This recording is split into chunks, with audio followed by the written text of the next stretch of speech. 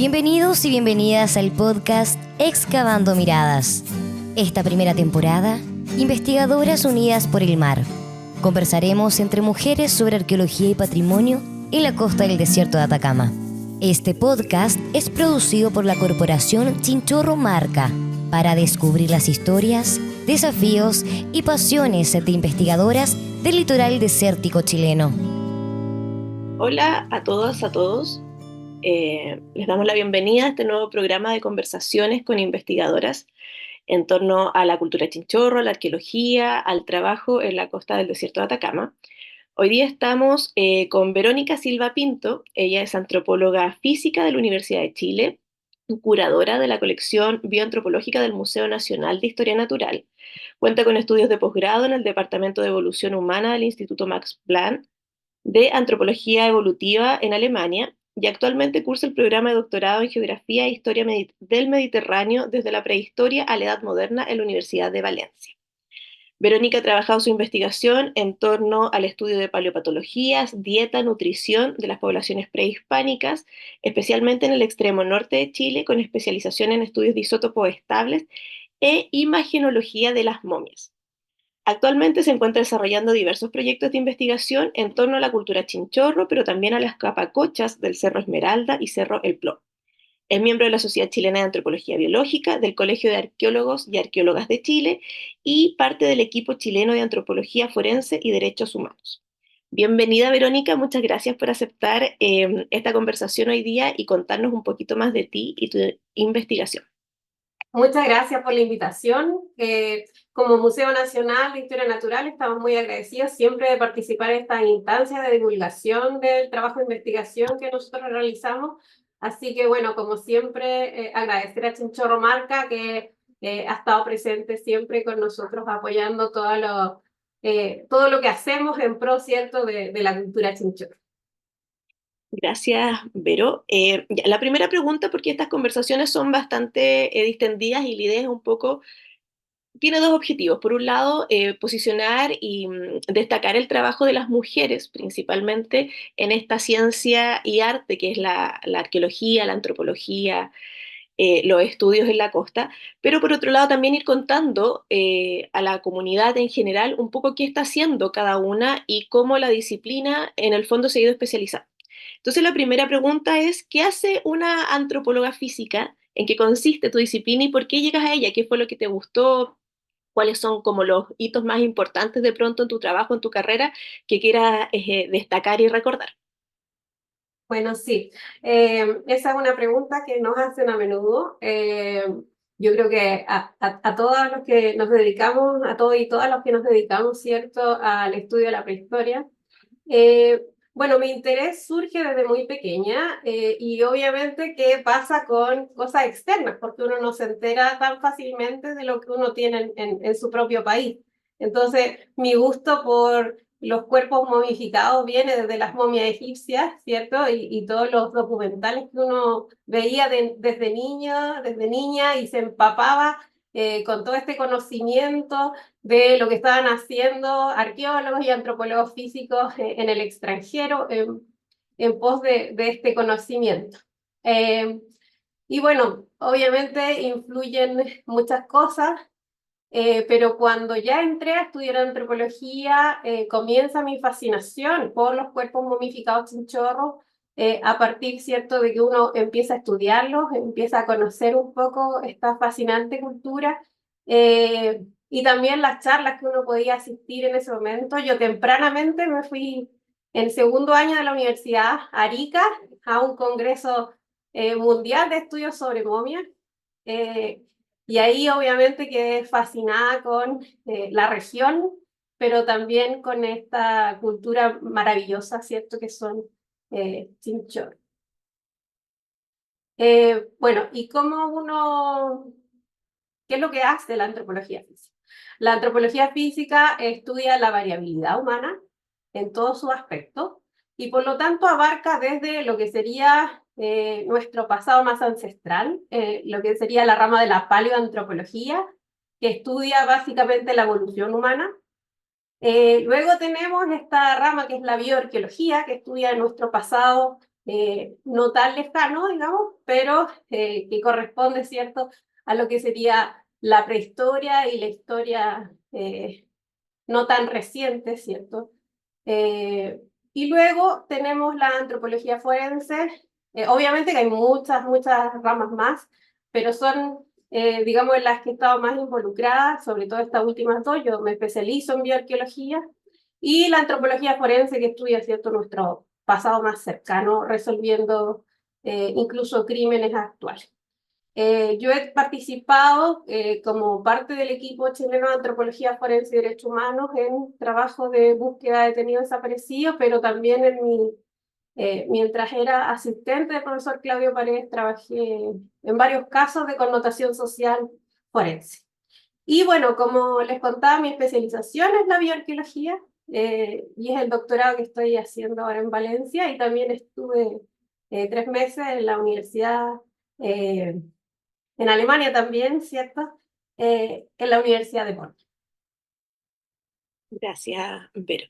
Bueno, y ya que hablaste sobre los cuerpos chinchorro, que es un poco lo que trata de aglutinar este podcast, estas conversaciones, em, ¿cómo llegas a qué es lo primero que empiezas a trabajar con los cuerpos momificados de la cultura chinchorro? ¿Cómo empiezas? Porque son abrumantes también en su complejidad, de su antigüedad, en toda la historia que hay sobre la investigación de estos cuerpos. Entonces, ¿cómo comienzas a trabajar con la cultura chinchorro y cuáles crees tú que son como los mayores desafíos a los que te has enfrentado?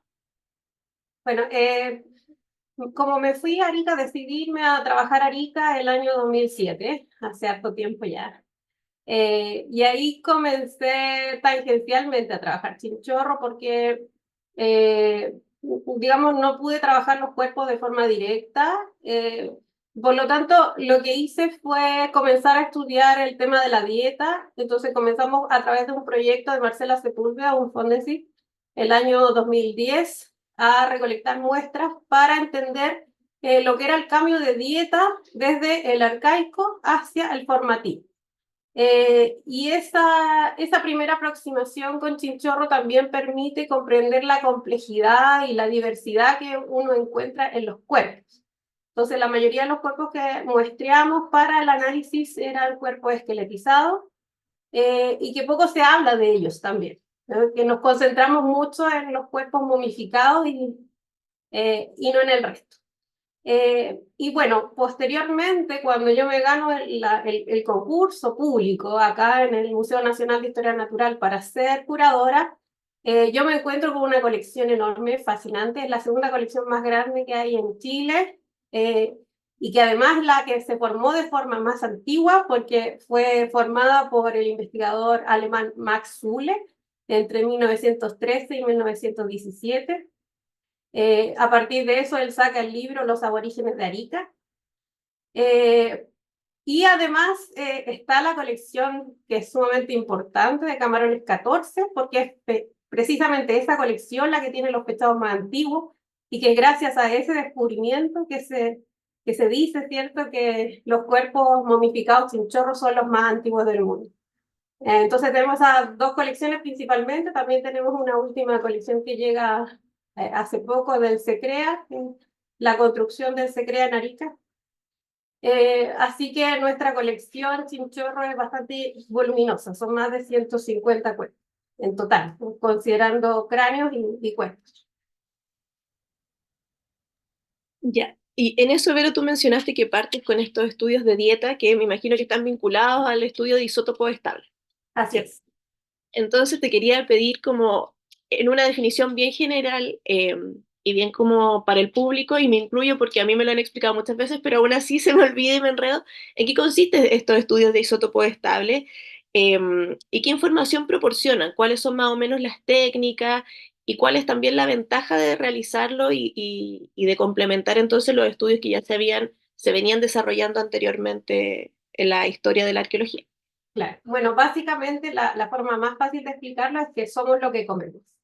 Entonces, en ese somos lo que comemos, tenemos que entender que los elementos químicos que nosotros estamos incorporando, que son naturales, están en la naturaleza, pues para que la gente entienda que no son aditivos químicos, sino que están incorporados naturalmente. Entonces, todos esos elementos químicos que están presentes en la naturaleza, como por ejemplo En este caso, nosotros analizamos el nitrógeno y el carbono. Son elementos súper básicos que están en todo lo que es orgánico. Entonces, todos esos elementos químicos que nosotros vamos consumiendo día a día en nuestra dieta se van incorporando a nuestro organismo. Y es a partir de eso que nosotros ahora, con individuos que murieron incluso miles de años atrás, podemos reconstruir la dieta de esas personas analizando esos compuestos químicos. Y se pueden analizar distintos materiales, desde los huesos, que los huesos te dan la información, por ejemplo, desde los últimos 9 años de vida del individuo, porque el hueso se va reparando, pero también tenemos elementos como las uñas y el pelo, que te entrega información de corto plazo.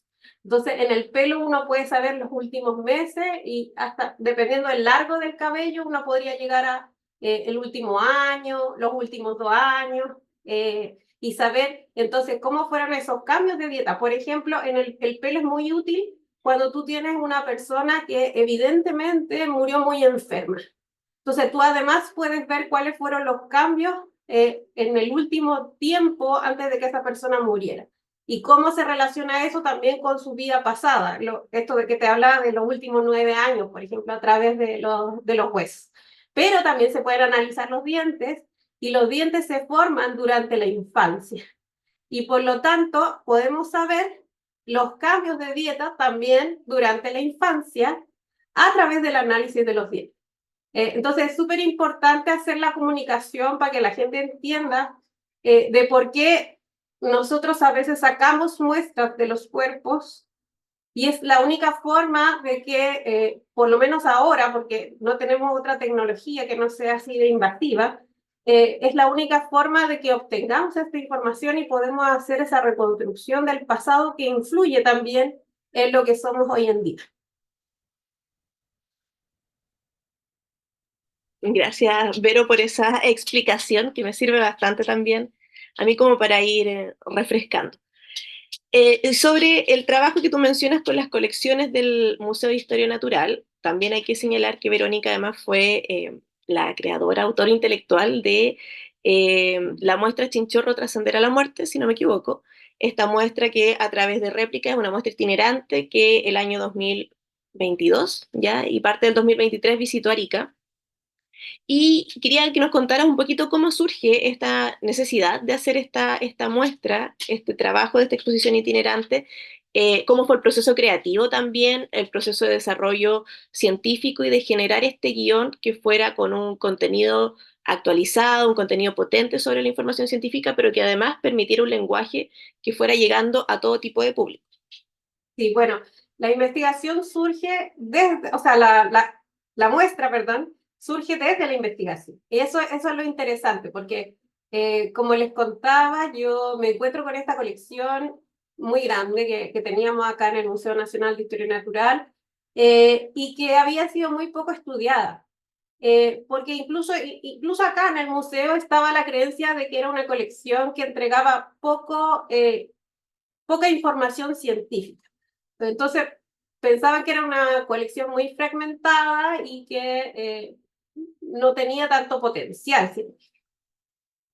Pero una vez que empezamos a trabajar, porque lo primero que hicimos fue cambiar los embalajes, que eso es fundamental y que tiene que ver con la conservación, pero también con el trato ético de los cuerpos. Y ahí yo quiero recalcar esto porque ha sido un trabajo mancomunado que yo no podría haber hecho sola, sino que con Evelyn Sepúlveda, la conservadora, y con todas las voluntarias que ahora son profesionales antropólogas físicas que siguen trabajando con nosotros y que posibilitaron, ¿cierto?, este cambio drástico e importante en lo que fue la conservación de estos cuerpos. Entonces, a partir de que logramos eso, pudimos realizar las primeras tomografías computarizadas en la Clínica Las Condes, firmamos un convenio con ellos y ellos nos ofrecen imprimir los cuerpos a partir de creaciones de réplicas 3D desde la tomografía computarizada. Entonces, es a partir de ahí que tenemos este ofrecimiento y también estaba siempre, en ese momento, el museo tenía como metas generar grandes exhibiciones para el Salón Central y que esas exhibiciones posteriormente itineraran. Entonces, es a partir de todo este trabajo que yo propongo, ¿cierto? La elaboración de esta exhibición y comenzamos un trabajo que no es un trabajo que uno realiza solo, es un trabajo que uno realiza con un gran equipo. Entonces, trabajábamos con el personal de la clínica Las Condes, allá habían unos ingenieros que quiero mencionar especialmente a Carlos Montoya, que trabajó arduamente porque desde la tomografía para separar la estructura y poder crear los 3D tuvimos que sentarnos a trabajar muchas horas y Carlos fue pintando hueso por hueso hasta lograr el 3D y poder separar, porque lo que hay que entender es que Chinchorro es muy complejo y es difícil de investigar justamente por eso con otras técnicas, porque Chinchorro tiene reemplazo, ¿cierto?, de los tejidos blandos por otros elementos. Entonces, para el escáner, para la tomografía, era muy difícil para el programa distinguir entre una vara de madera o un hueso o un fragmento de arcilla. Entonces, ese trabajo de ir separando los materiales significó irlo pintando, que son como píxeles, pero en tomografía se llaman voxeles. Entonces, fue ir pintando voxel por voxel hasta dar con la estructura total. Entonces, bueno, gracias a eso se pudieron imprimir los cuerpos y luego vino el trabajo de Jack, que también está trabajando ahora con ustedes, que es un artista visual que realizó un trabajo también impresionante en el postprocesado.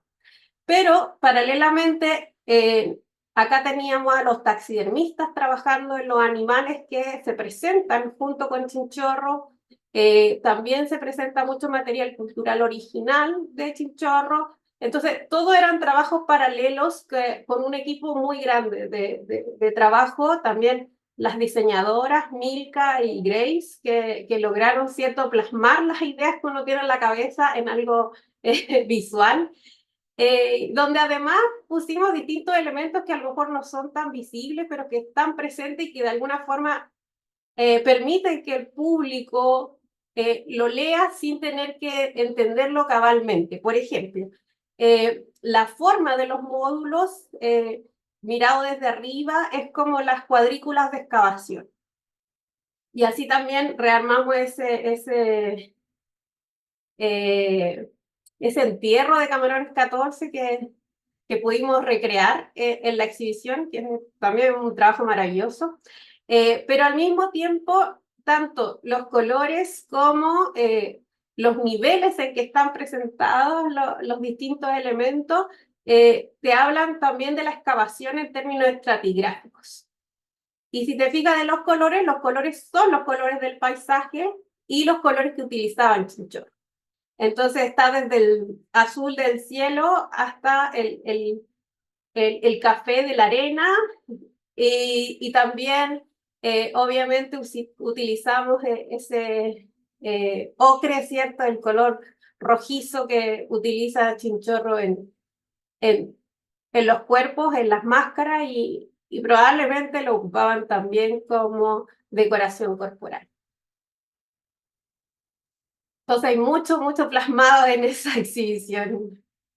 Sí, otra cosa que quería destacar, yo siempre le tiro muchas flores a esta exhibición porque me parece que la posibilidad además de acercarse un poquito más a los cuerpos, de ver por ejemplo este entierro de Camarones 14 sin un vidrio, de verlo además, porque eso ya no está ni en terreno ni en los museos, genera también cierta cercanía y ayuda como al imaginario de reconstruir estos procesos.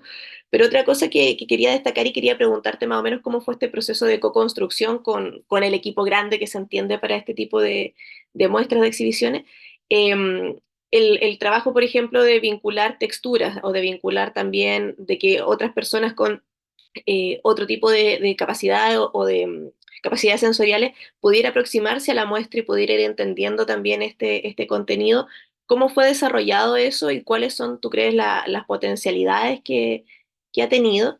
Y solo como dato rosa, si preguntar más o menos en cuántas ciudades ha estado esta muestra desde que se inauguró hasta ahora. Sí, bueno, cuando estábamos armando como la idea de la exhibición, yo dije, quiero que tenga braille. Y me dijeron, ninguna exhibición itinerante ha tenido braille. Así como, ¿cómo se te ocurren esas cosas? Pero por suerte dentro del equipo teníamos personas que se entusiasmaron con la idea y las primeras paletas de braille se hicieron en impresión 3D. Y esas fueron las que fueron llevadas por el equipo de educación hacia colegios de niños con discapacidad visual que pudieron probar estas tabletas. Y la verdad es que fue impresionante la recepción, estaban súper felices. Entonces, finalmente tuvimos las metálicas, que son las oficiales, pero fue un proceso largo. O sea, inauguramos la exhibición con las placas braille que eran impresas en 3D. Entonces, eran estas primeras, como te digo, placas que simplemente se imprimieron, pero que sirvieron, y eso fue lo importante. Entonces, claro, luego, cuando tuvimos nuevamente recursos, pudimos tener las oficiales, pero empezamos con esto. Y respecto a las texturas, bueno, yo viajé de vacaciones a Arica, ahí aprovechamos de sacar todas las fotos con el comunicador gráfico Manuel Arcón, sacamos fotos de todos los paisajes, de Camarones, y que son las fotos que ven en la exhibición. Y ahí aproveché de sacar materiales, pedí permiso, de hecho andaba con mi credencial del museo, así que le pedí permiso a los marinos para recolectar materiales de la costa.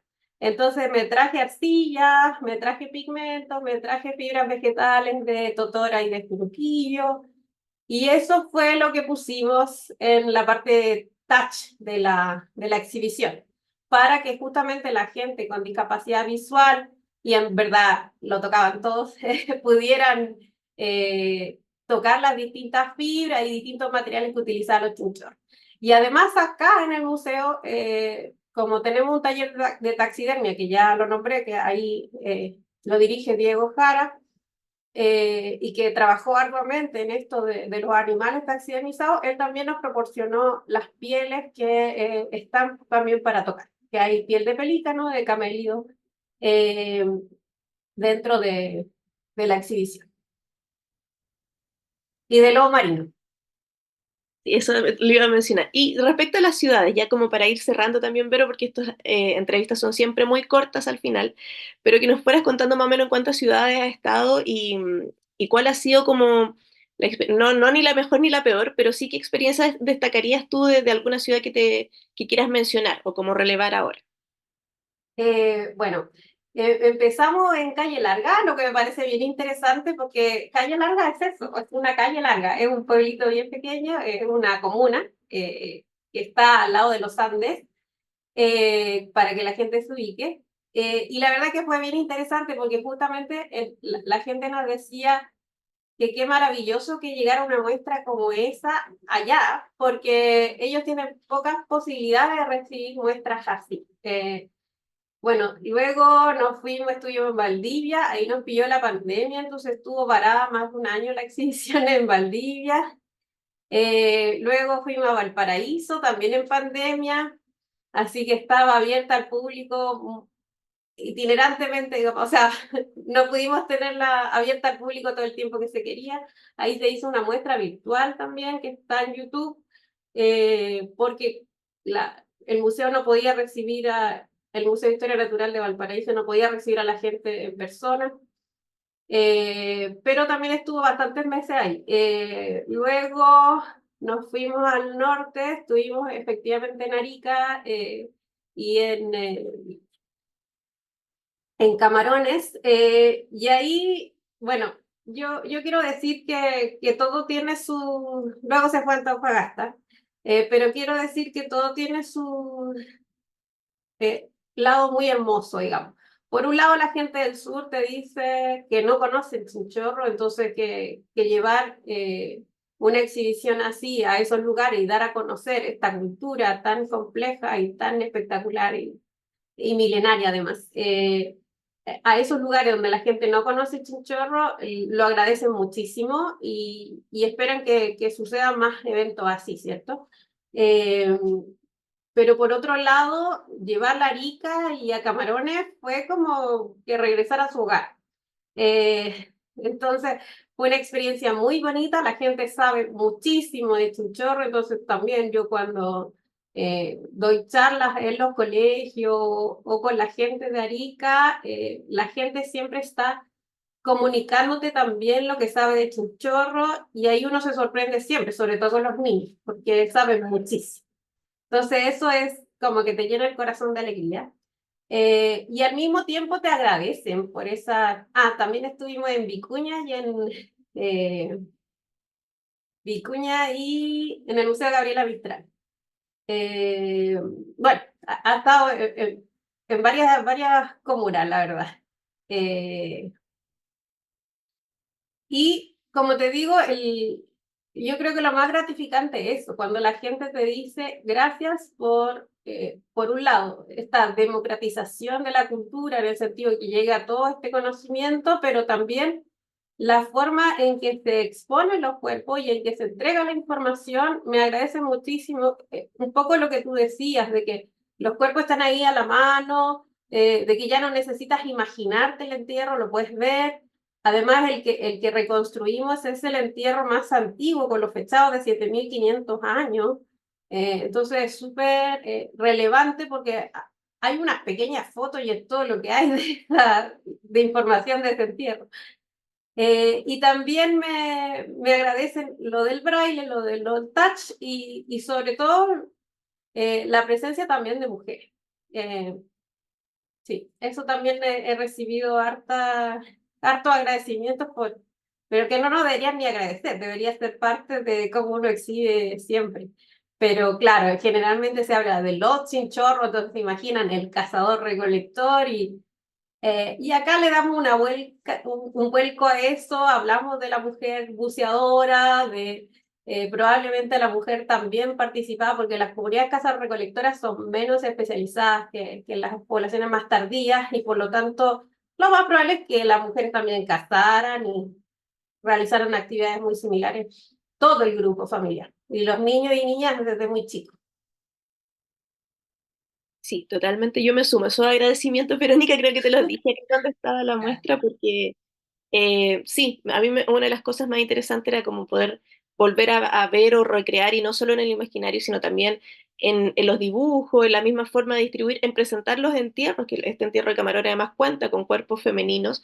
Entonces, el realzar el rol de la mujer, que como tú dices, no debería ser, porque debería ser algo ya normal, pero aún en el 2024 es necesario. Así es. Bueno, pero se nos ha ido el tiempo, una lástima. Esperamos la segunda temporada que estábamos planificando, que ojalá podamos hacerla más larga, pero queremos de nuevo agradecer el espacio que nos has dado, el tiempo de responder estas preguntas y de sumarte a este programa de entrevistas.